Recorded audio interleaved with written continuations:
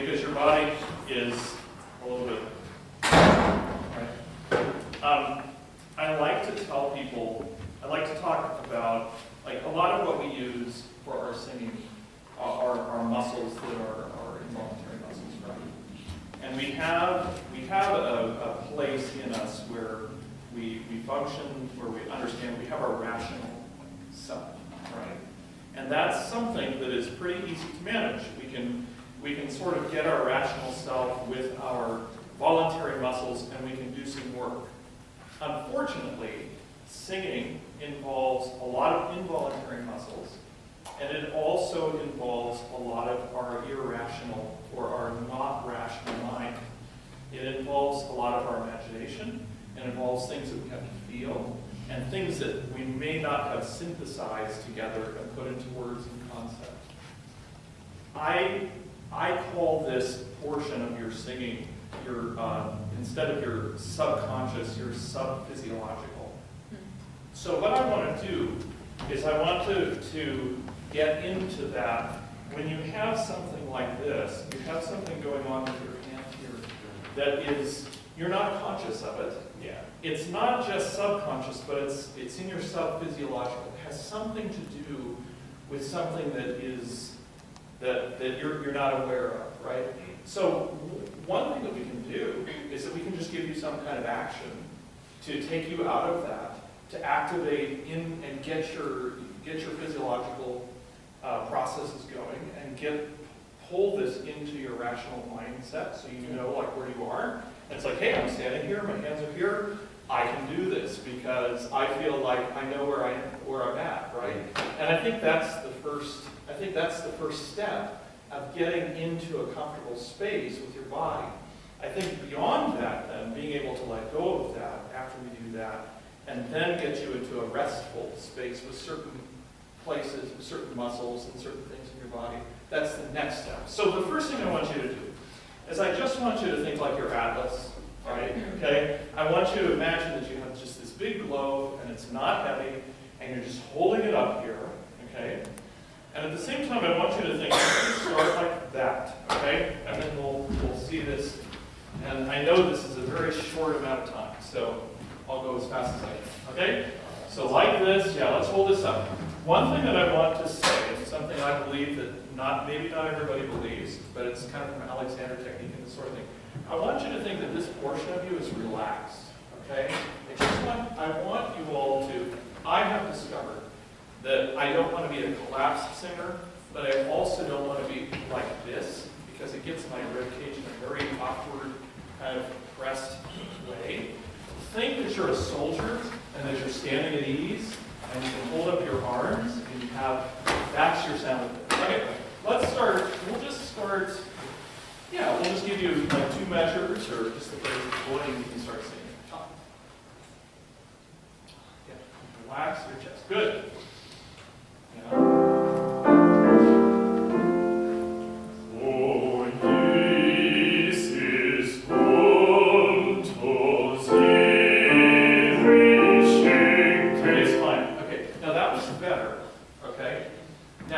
Something else I want you to think about with this. Now I want you to think that your sound, instead of thinking that you're singing out straight, I want you to think that you're singing out of your hands. So I want you to imagine that you've got 2 people, you're lined up, you've got your thing, you're doing the second act of a flute here, and you come out, you've got guys on either side of you. I want you to think that you're singing to them, that your sound is moving that way, and I want you to breathe that way, and I want you to sing that way. Okay? Do the same thing you did. Sing to me without looking.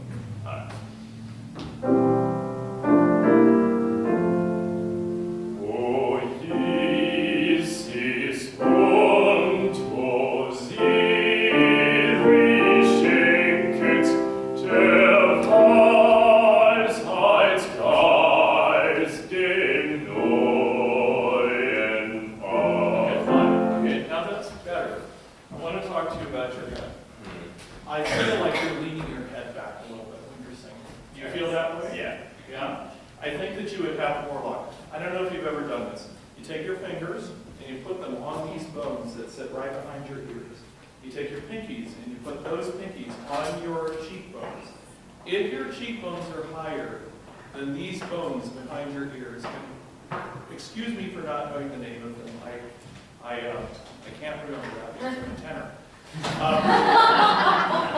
I'm thinking about money, I'm not thinking about the names of anatomy, okay? So, that's okay, that's okay. But if you can raise these a little higher than where your cheekbones are, I think you're going to find that you have a nicer posture. The other thing, everybody talks about space. I really like to think in terms of space is this distance from here to here. So if you have a nice amount of space from here to here, I don't worry about thinking about your mouth and inside your mouth and all that. I let that go. I think, hey, if I'm going to think about space, how does this space go? How's this happening for me? Is this space from here to here nice and long? Because if I'm doing that, then I'm balanced on my spine. So these are all things. If your teachers do different things, don't worry about it. Just ignore me. Okay, so do this. Sing this way. Now, I want you to really breathe into this. Okay, I want you to feel like you have these robes down here. Okay, let's go into your subconscious a little. Let's get creative. So let's use imagery. So you have these robes, right? And these are your lungs. If you could paint big pictures of lungs on them, I want you to breathe in this space under your arms. Okay? Yeah. Try that. Same thing.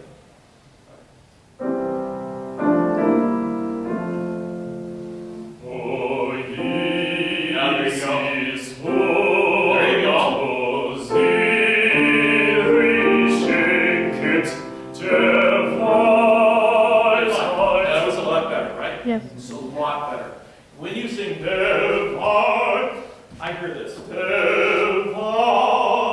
I hear a predisposition or something in your mouth that wants to hold.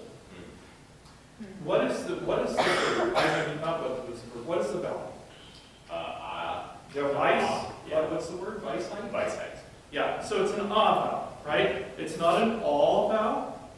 There's not first and the third, right? Right, it's not all, it's ah. Device. So I want you to just think, relax everything in your mouth, just put the ah out of the room. Okay. Like there's a big ah vowel. The IPA symbol for ah is drawn in the back, and that's your voice. And you're just like, vice, vice. Okay? Okay? Simple. Do the same thing though. Do all of this because this was working. Your lungs were full. I like it. I do have to start singing. Yeah, start at the same. But when you get to vice height, relax. Okay? Back.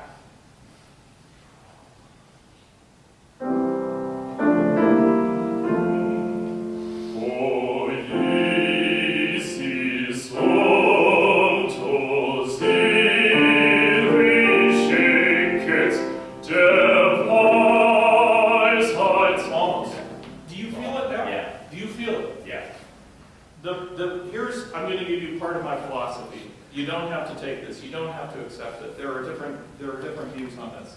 However, I'm telling you as a tenor who sings through his passaggio and tries to navigate that as best as I can and who's had some success with it. If I do this palatal all thing when I sing, what happens is that I actually lose energy and I actually nasalize slightly that vowel because of this kind of mode, and I cannot then balance the breath with that resonance. And if I start doing that, I get tired, and I don't manage that passaggio. I view the mechanism, the singing mechanism, as sort of like a closed mechanism, sort of like a trumpet or a brass instrument.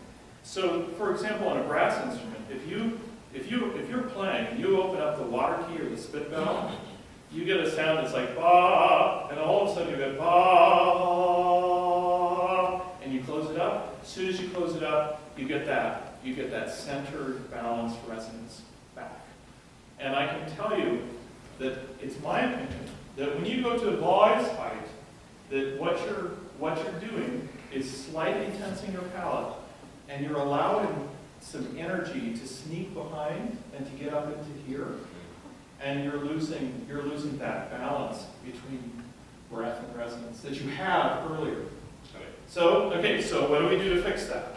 Okay, now I'm just telling you, I'm going to tell you that there are people writing maths journals and people who are very, very well-known teachers who do not believe what I just said. So you take it with a grain of salt, but it's something that I've discovered for me that is very, very important for my singing. So, okay, so devise, say Weisheit. Weisheit. Weisheit. Weisheit. Put your hand on the side of your face and think that you're saying this vowel out through the side of your face. Weisheit. Weisheit. Yeah. Der Weisheit. Just sing der Weisheit like that. Der Weisheit. Not quite. You feel it? Yeah. Can you sing der? Now this is really going to go against right. What is he doing? Can you say der Weisheit? Der Weisheit. Yeah. Der. Now sing der Weisheit. Der Weisheit. Now, can you sing Weisheit? Der Weisheit. Think Der Weisheit. It's getting better. It's getting better. Sing again. Weisheit. Weisheit. Now that's going to be right when you start singing Der Weisheit. Sing think Der Weisheit. Oh, sing this about der Weisheit. Der Weisheit. See, that is so correct. If you could put your where that E is, as far as your resonance, it would be easier for you. Der Weis, der Weis. Try it. Der Weis. Almost. You feel? Yeah, you've got to engage this though. Right. We can't get like up in here, right? Think of not singing up. Think of just singing out. Relax your mouth. Der Weisheit. Der Weisheit. That's getting there. That's getting there. My own preference for this is to get rid of just a little bit of that how to hold, because I think that if you did that, I notice when I have that in my singing a little bit that that I struggle for breath. I struggle for breath. If I'm singing like that, I'm going to struggle for breath. Because what I don't have a balanced system. And the thing that enables me to sing long phrases and sing through all these different registers is to have all of that balance and to just keep that in one place through all of this. Now, I think we're out of time. Are we out of time for this? Another 2 minutes. Okay, so let's do that whole thing from the beginning, and I want you to spread out. Osiris, okay? And I want, instead of singing up, I always tell my students, don't warm up, warm out. I want you to sing out. I want you to sing out. I want you to breathe in, be very big, be very wide, and sing out, and relax all of this. Don't think that you're holding anything up here.